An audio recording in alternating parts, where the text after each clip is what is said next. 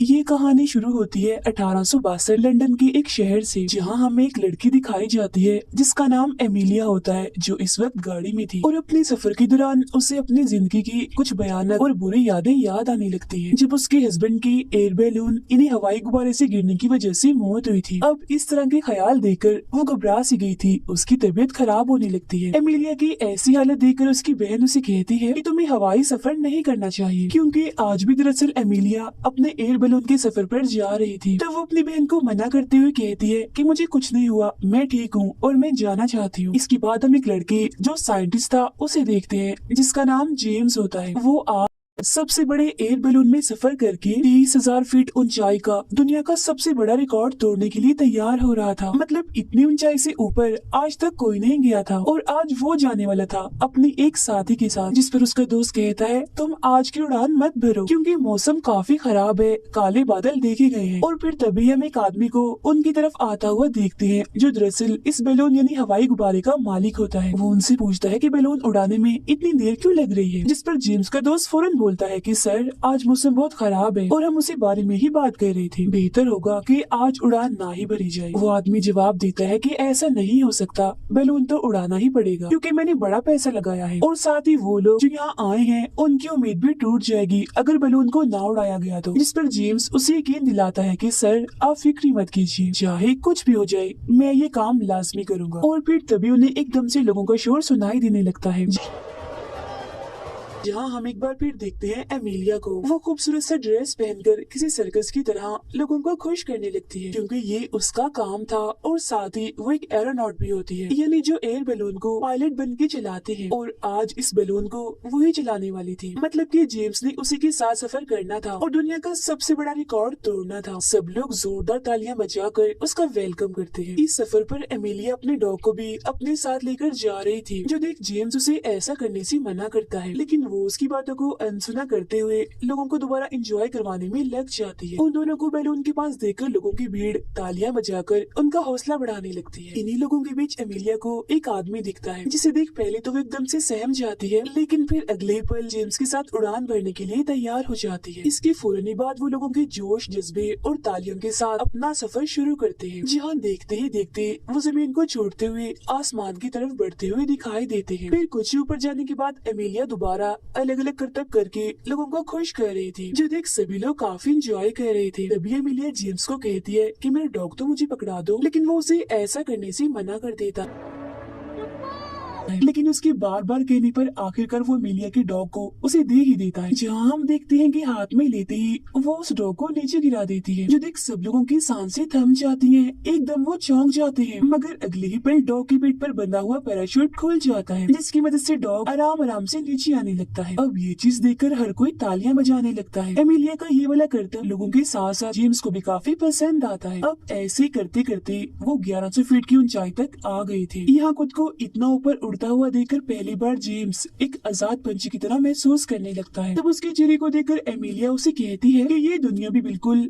ऐसे एंजॉय करना चाहती है जैसे इस वक्त तुम कर रहे हो। एंजॉय करके लोगों को इतना ही सुकून मिलता है जितना तुम्हें अभी मिल रहा। तो इसी वजह से लोगों को खुश करने के लिए अक्सर मुझे उल्टे सीधे करतब और तमाशे दिखाने पड़ते हैं। लेकिन अब क्योंकि जेम्स एक साइंटिस्ट है, इसीलिए वो बाकी चीजों को वैसे नहीं सोचता जैसे एमिलिया सोचती है। उसे एमिलिया की बातें बेतुकी लगती है। अब उसे ऐसे देखकर एमिलिया ताना देते हुए कहती है कि ये जो आज तुम सफर कर रहे हो ना, इसमें सारा खर्चा उन लोगों का है जो नीचे बैठे हैं और उन्हें एंजॉय मैं करवा रही हूँ। वो सब मुझे देखने आए हैं, तो ये सफर मेरी वजह से मुमकिन हो पाया, न कि तुम्हारी किसी खोज की वजह से। अब ये सुनकर यहाँ पहली बार जेम्स को एमिलिया के काम की कदर का पता चलता है। इस सफर के दौरान जेम्स की नजर अपने साइंस कॉलेज की तरफ जाती है, जहाँ कुछ साल पहले वो और उसका दोस्त अपने कॉलेज की छत पर चढ़कर एक घमंडी एरोनॉट का बैलून उड़ता हुआ देख रहे थे। वो बैलून बादलों को पार करते हुए आसमान की बुलंदियों को छू रहा था, जो देख जेम्स को काफी अच्छा लगता है, क्योंकि एरोनॉट बनना उसका सपना था। वो फौरन ही उस एरोनॉट से मिलने के लिए भी बेताब हो जाता है। फिर कुछ ही दिन के बाद वो अपनी एक काफी बड़ी मीटिंग में सबको बताता है कि कुछ वक्त के बाद मैं बैलून उड़ाना सीख जाऊंगा, और इससे भी बड़ी बात ये कि मैंने एक खोज की है जिसमें हम इंसान मौसम की हालात के बारे में पहले ही जान जाया करेंगे। मतलब कि आज का मौसम कैसा होने वाला है, मौसम साफ है कि बादल है, और इस चीज से इंसानों को बहुत फायदा होगा। अब उसकी ये सारी बातें वहाँ बैठे लोगों को बेकार और बेमायने लगती है, इसीलिए उस एरोनॉट समेत सब लोग उसका मजाक बनाने लगते हैं और उस पर हंसने लगते हैं। अब जेम्स की इस याद के बाद हम दोबारा से दोनों को देखते हैं जो लगातार आगे बढ़ रहे थे। यहाँ जेम्स मौसम के बारे में लिख लिख कर कबूतरों के जरिए नीचे भेजता है। मतलब जैसा उसने मीटिंग में कहा था वो वैसा ही कर रहा था, लोगों को मौसम के हालात के बारे में बता रहा था, जिसके बाद उनका बैलून काले घने बादलों में दाखिल होता हुआ दिखाई देता है। अब उन्हीं काले अंधेरों में अमीलिया दोबारा से उस आदमी को देख पाती है जो उसे नीचे लोगों के बीच भी दिखा था। जेम्स जब सामान को ठीक कर रहा था तो अचानक उन्हें अपने ऊपर बादलों की गरज सुनाई देती है। इसके फौरन बाद बारिश होने लगती है, जो देख वो हरकत में आ जाते हैं और अपने सामान को बारिश से बचाने लगते हैं। मगर अब देखते ही देखते तेज हवाएं अपना जोर पकड़ लेती हैं, जहां हवा में उनका बैलून झूलने लगता है, जिस वजह से वो दोनों भी बैलून की बास्केट में गिरकर झूलते हुए दिखाई देते हैं। अब ये हवाएं कुछ ही पलों में तूफान का रूप ले लेती है, जिसमें झूलने से जेम्स जख्मी होकर बेहोश हो जाता है। साथ ही एमिलिया भी बास्केट से बाहर निकलकर एक जगह पर लटकी होती है। वो बस गिरने ही वाली थी, मगर तभी जेम्स को होश आ जाता है। वो 1 मिनट भी जाया किए बगैर एमिलिया को ऊपर खींचकर उसकी जान बचा लेता है। तब बास्केट में आते ही एमिलिया दोनों की जान बचाने के लिए वहाँ रखे रेत की बैग नीचे गिराने लगती है। अब ऐसा होते ही वजन कम हो जाता है और उनका बैलून एक बार फिर इस तूफान से निकलकर ऊपर आसमान की तरफ जाने लगता है। वो बादलों को चीरता हुआ काफी ऊपर आ गया था, जहाँ के बादल बिल्कुल साफ थे और धूप भी थी, जो देख एमिलिया काफी खुश हो जाती है क्योंकि उसकी मेहनत काम आ गई थी। वो लोग अब उस मुसीबत से आजाद हो गए थे। अब जाकर खुश होते हुए वो रात की सांस लेते हैं। जेम्स बादलों पर अपने बैलून की परछाई को देखता है जो बेहद ही खूबसूरत लग रही थी, जो देख उसे काफी अच्छा लगता है। वो सोचता है कि ये ऊपर आसमान की जिंदगी काफी प्यारी है, क्योंकि नीचे हमारी जिंदगी बेतुकी और फजूल चीजों और असूलों से भरी पड़ी है। इसीलिए वो यहाँ अपने मन की भड़ास निकालने के लिए और खुश होते हुए जोर जोर से चिल्लाने लगता है। उसे देखकर एमिलिया भी बिल्कुल वैसे अपनी खुशी का इजहार करती है और जोर से चिल्लाने लगती है। और यहाँ एक बार फिर वो अपनी यादों में कहीं गुम हो जाती है। वो अपने हस्बैंड के गुजर जाने की वजह से काफी उदास और दुखी होकर बैठी हुई थी। एमिलिया की ऐसी हालत देखकर उसकी बहन उसे एक पार्टी में लेकर जाती है और उसी पार्टी में एमिलिया की मुलाकात होती है जेम्स से, जो उसे अपने सपनों के बारे में बताता है कि मैं एक कामयाब एरोनॉट बनना चाहता हूँ, जिसमें मुझे आपकी मदद चाहिए, तो प्लीज मेरी मदद कर दीजिए ना। जिसके लिए वो मान भी जाती है और साथ ही वो जेम्स के हौसले को देखकर काफी खुश भी थी। इसीलिए वो अगले ही दिन से उसके लिए बैलून बनाने में लग जाती। अब उन दोनों का बैलून आराम आराम से अपनी मंजिल की तरफ आगे बढ़ रहा था, जो नजारा बहुत ही प्यारा था। यहाँ तितलियों का एक काफी बड़ा झुंड उनके बैलून के आसपास घूमने लगता है, जो देख एमिलिया के चेहरे पर एक अलग ही खुशी आ जाती है।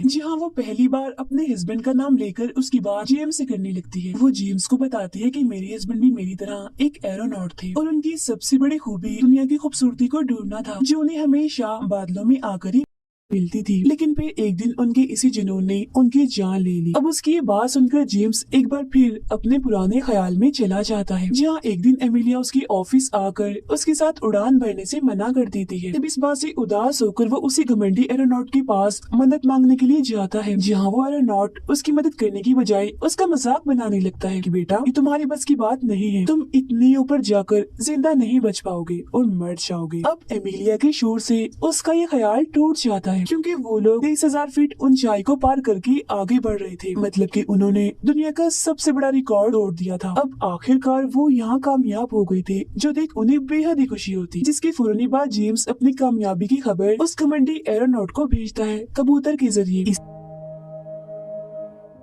इसी बीच एमिलिया की नजर तेज हवाओं की तरफ पड़ रही थी, जो देखते ही देखते काफी ठंडी होती जा रही थी, जिस वजह से उसे काफी फिक्र होने लगती है। इसीलिए वो फौरन ही नीचे जाने का फैसला करती है। लेकिन जेम्स के सर पर तो जुनून सवार था, इसीलिए वो बैलून को नीचे ना ले जाकर और ऊपर ले जाने की बात करता है। लेकिन एमिलिया उसे गुस्सा होती हुई कहती है कि बेवकूफ मत बनो, ऐसा करना हमारी जान ले सकता है।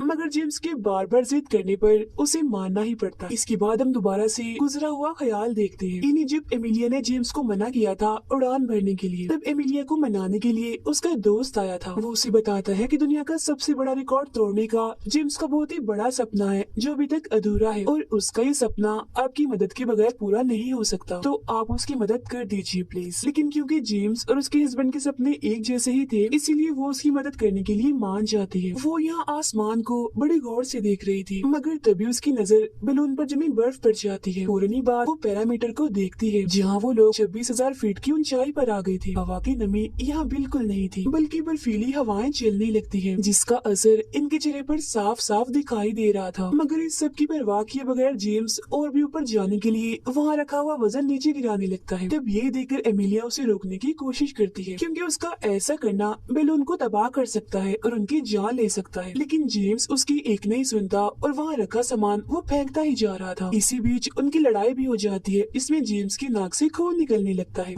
The lack of oxygen is affecting your brain. वो गुस्से में भरकर एमिलिया को कहता है कि तुम्हारा हस्बैंड भी बिल्कुल तुम्हारी तरह ही डरपोक था, जिस वजह से उसकी जान तक चली गई। अब जेम्स की ऐसी बातें सुनकर मजबूरन एमिलिया उसे उस दिन की सच्चाई बताती है जब उसके हस्बैंड की मौत हुई थी। वो कहती है कि जब हम दुनिया का रिकॉर्ड तोड़ने के करीब थे, तब बैलून उड़ाने का काम मेरे हस्बैंड की नहीं बल्कि मेरे हाथ में था, जहाँ मेरी एक गलती की वजह से बैलून फट गया और हम दोनों तेजी से नीचे गिरना शुरू हो गए। और तभी हमें पता चलता है कि अक्सर जो आदमी एमिलिया को नजर आया करता था वो और कोई नहीं बल्कि उसका हस्बैंड था, जो हमेशा ही उसकी यादों में था। और फिर उस दिन एमिलिया के हस्बैंड ने उसकी जान बचाने के लिए अपनी जान दे दी थी, जिस वजह से वो खुद को कभी माफ नहीं कर पाई। अब